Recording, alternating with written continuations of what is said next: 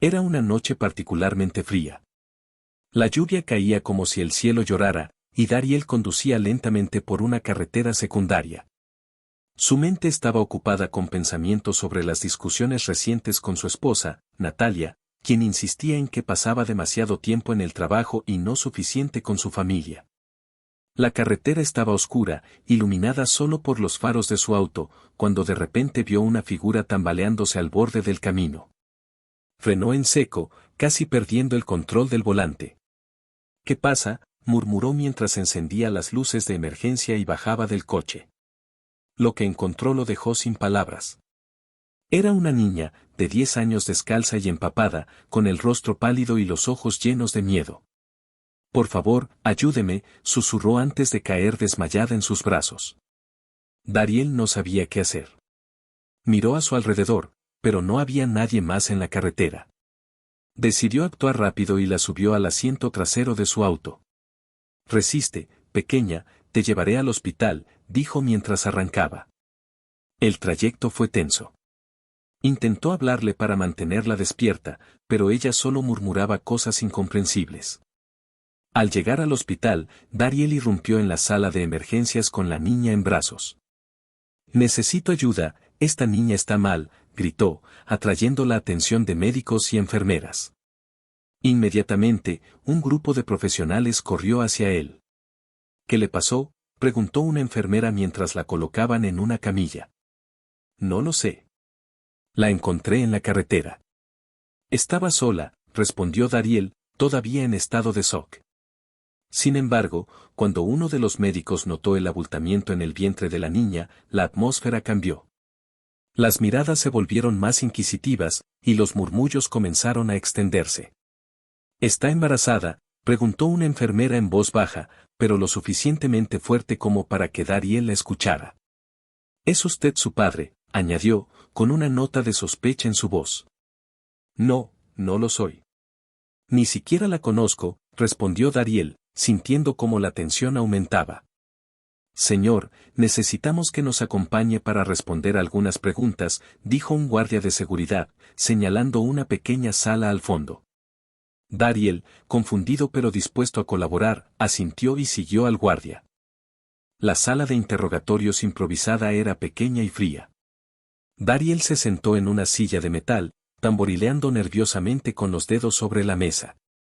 Frente a él, 2 oficiales lo miraban con ojos analíticos. «¿Cuál es su relación con la niña?», preguntó uno de ellos, mientras el otro tomaba notas en un cuaderno. «No la conozco. La encontré en la carretera, estaba sola, caminando bajo la lluvia», respondió Dariel, tratando de mantener la calma. «¿Y cómo explica que esté embarazada? ¿Por qué estaba con usted?», insistió el oficial. Dariel sintió como la frustración comenzaba a crecer en su pecho. «Ya les dije. No sé nada de eso. Solo intenté ayudarla. ¿Qué debía hacer? ¿Dejarla allí y seguir mi camino?», respondió con un tono más elevado. Los oficiales intercambiaron miradas. No estaban convencidos, pero tampoco tenían pruebas concretas en su contra. «Por ahora, lo mantendremos bajo vigilancia». «No puede abandonar el hospital», dijo uno de ellos antes de salir de la sala. Mientras tanto, en la sala de emergencias, los médicos trabajaban frenéticamente para estabilizar a Amaya. Su estado era crítico, y los monitores que registraban sus signos vitales emitían alarmas constantes. «No podemos perder tiempo. Llévenla al quirófano», ordenó la jefa de cirugía. El quirófano estaba lleno de tensión. Amaya, con su pequeño cuerpo debilitado, yacía en la camilla rodeada de médicos y enfermeras que se movían con rapidez y precisión. «Sus signos vitales están inestables. Necesitamos proceder con la cesárea inmediatamente», dijo la jefa de cirugía. No quiero que nazca», murmuró Amaya, con los ojos entrecerrados por el dolor. Sus palabras dejaron a los presentes sin habla por un momento, pero rápidamente se centraron en la operación. La intervención fue complicada. El cuerpo de Amaya no estaba preparado para soportar el trauma de un parto, y cada segundo era crucial. Finalmente, tras un esfuerzo exhaustivo, nació el bebé. Un pequeño llanto rompió el silencio de la sala, pero el alivio fue breve. Amaya comenzó a convulsionar, y las alarmas de las máquinas se encendieron. «Está entrando en paro», gritó uno de los médicos. La jefa de cirugía lideró los esfuerzos para estabilizarla, aplicando compresiones torácicas y administrando medicamentos. Después de varios minutos, lograron restablecer su pulso.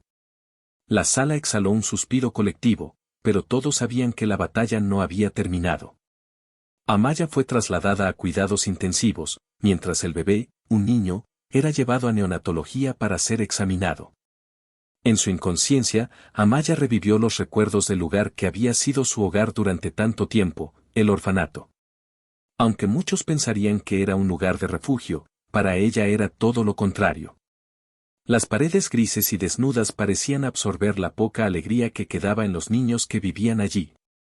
La directora, una mujer alta y severa, imponía un régimen estricto. «Aquí no hay espacio para debilidades», solía decir mientras aplicaba castigos desproporcionados por las infracciones más pequeñas. Pero lo que más aterrorizaba a Amaya era el psicólogo del orfanato. Siempre hablaba con una sonrisa falsa y una voz suave, pero sus ojos mostraban algo completamente diferente. «Ven, Amaya. Solo quiero ayudarte», le decía, inclinándose demasiado cerca durante las sesiones obligatorias. Una noche, el psicólogo pidió tener una consulta con Amaya con la excusa de que notaba depresión, buscó quedarse a solas con ella y abusó sexualmente de Amaya. La amenazó diciéndole que si hablaba de lo que pasó con alguien la asesinaría. Fue así que Amaya se convirtió en su víctima cada noche. Un día Amaya, después de un episodio especialmente perturbador, decidió que no podía quedarse más tiempo. Escapó por la ventana de su dormitorio, sin mirar atrás. Caminó durante horas, hasta que el frío y el hambre la obligaron a detenerse. Fue en ese momento que Dariel la encontró, salvándola de un destino incierto. Mientras Amaya luchaba por su vida en cuidados intensivos, Dariel enfrentaba un tipo diferente de batalla. En la pequeña celda donde lo habían detenido preventivamente, el silencio era interrumpido solo por el zumbido de las luces fluorescentes. Sus pensamientos giraban en torno a la niña que había encontrado. ¿Quién era? ¿Cómo había llegado a estar sola y embarazada en medio de la carretera? ¿Por qué no me creen?, murmuró, pasando las manos por su cabello. Recordaba la mirada de la niña cuando la encontró, una mezcla de miedo y desesperación. Había hecho lo que cualquier persona decente haría, ¿verdad? Sin embargo, allí estaba, siendo tratado como un criminal. Los oficiales seguían interrogándolo, buscando inconsistencias en su relato. «Señor Dariel, su historia no tiene sentido. ¿Por qué recogería a una niña desconocida en medio de la noche?», le preguntó uno de ellos. «Porque estaba sola. Porque necesitaba ayuda». «No sé qué más decirles», respondió Dariel con frustración. Cada palabra que pronunciaba parecía caer en oídos sordos. Mientras tanto, Natalia, su esposa, estaba enfrentando sus propios conflictos. Los vecinos habían comenzado a hablar, y las redes sociales estaban llenas de rumores. ¿Y si de verdad hizo algo?, se preguntaba, aunque una parte de ella quería creer en su inocencia. Una tarde, decidió visitarlo en la comisaría. «¿Qué está pasando? ¿Cómo terminaste en esta situación?», le preguntó, su voz temblando. «No hice nada malo, solo intenté ayudar». «¿Por qué es tan difícil de creer?», respondió él, con los ojos llenos de desesperación. Pero Natalia no podía soportar la presión. «Dariel, no puedo quedarme. No con todo esto encima», dijo antes de marcharse, llevándose consigo a su hijo pequeño. 2 meses después, Amaya abrió los ojos por primera vez desde que fue ingresada en el hospital. La luz del sol que entraba por la ventana la hizo parpadear, y un dolor sordo en su abdomen le recordó todo lo que había pasado. «¿Dónde estoy?», preguntó débilmente. Una enfermera corrió a su lado. «Estás a salvo, cariño. Estás en el hospital. Has pasado por mucho, pero estás viva», le dijo con una sonrisa tranquilizadora. Amaya comenzó a recordar lentamente, el orfanato, el abuso sexual, su escape, el hombre que la había encontrado en la carretera. «¿Y el bebé? ¿Está bien?», preguntó con un hilo de voz. La enfermera asintió. «Sí, está sano y fuerte. Lo tenemos en neonatología. Poco después, una trabajadora social llegó a su habitación para hablar con ella. Amaya, aún débil, comenzó a contar su historia. Habló del orfanato, de las largas noches de soledad y de los castigos constantes. Pero cuando mencionó al psicólogo, su voz se quebró. Me hacía sentir muy mal.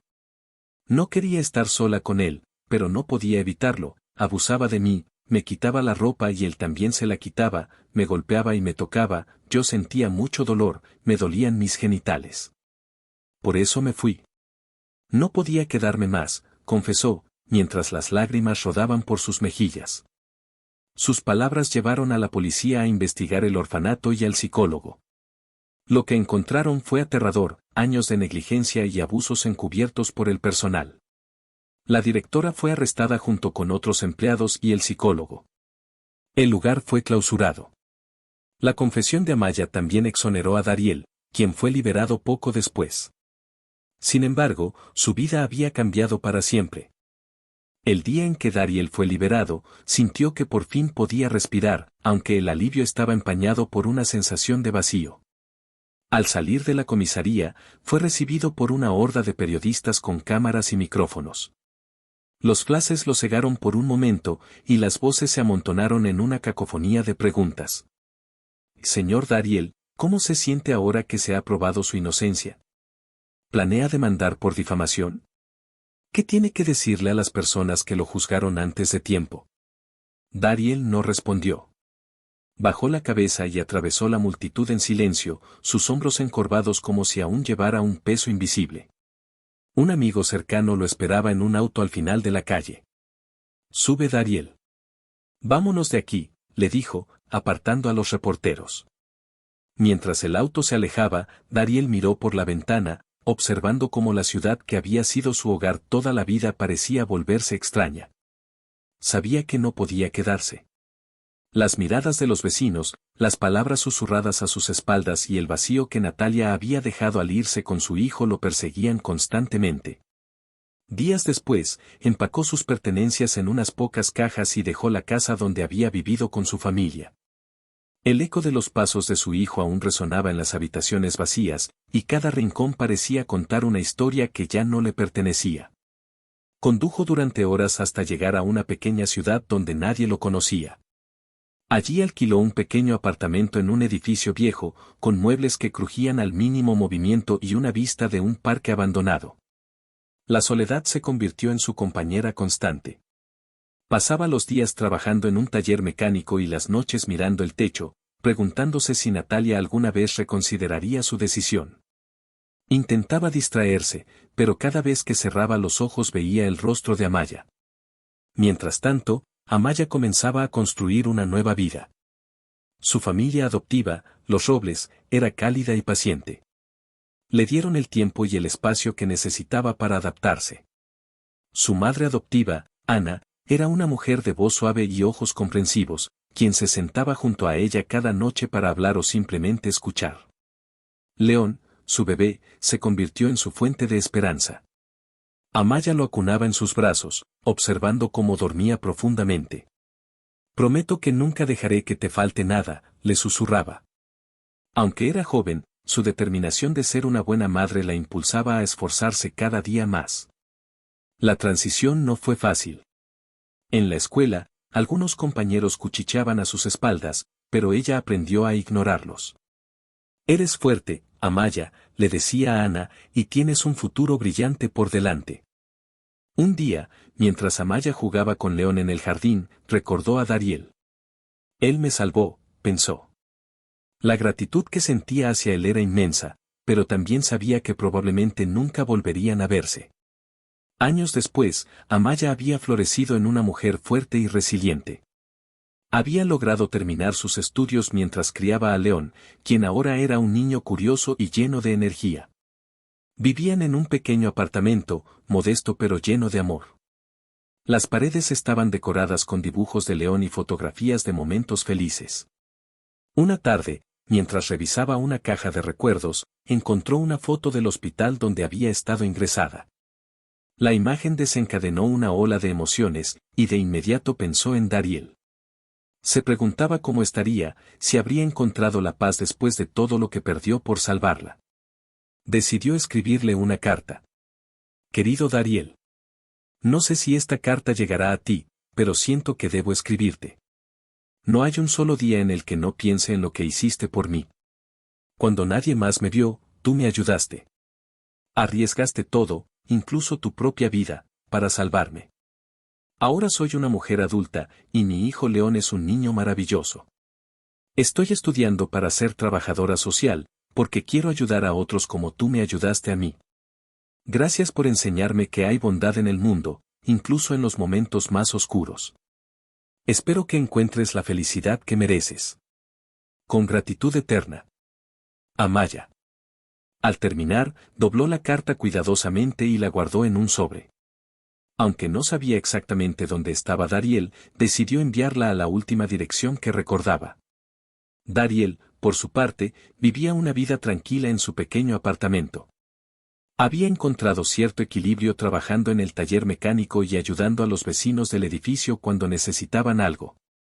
Aunque todavía se sentía aislado, había aceptado su situación. Una tarde, mientras revisaba el buzón, encontró un sobre con su nombre escrito en una letra pequeña y cuidadosa. Al abrirlo, sus ojos recorrieron las palabras de Amaya, y una lágrima silenciosa rodó por su mejilla. Se sentó junto a la ventana, mirando cómo el sol se escondía tras los edificios. Por primera vez en años, sintió que su sacrificio había valido la pena. Hice lo correcto, murmuró, guardando la carta en un cajón junto a sus pocas posesiones más preciadas. Aunque nunca supo si volverían a verse, ambos encontraron consuelo en la conexión que compartían. Sus vidas, aunque marcadas por el dolor, seguían adelante con la esperanza de un futuro mejor. Esto es vida real. Si te ha gustado esta historia, no olvides darle like, suscribirte al canal y activar la campanita de notificaciones para no perderte mis próximos videos. Me encantaría leer tus comentarios y saber qué piensas. Tu apoyo es muy importante para seguir creando contenido. Y gracias por ser parte de esta comunidad.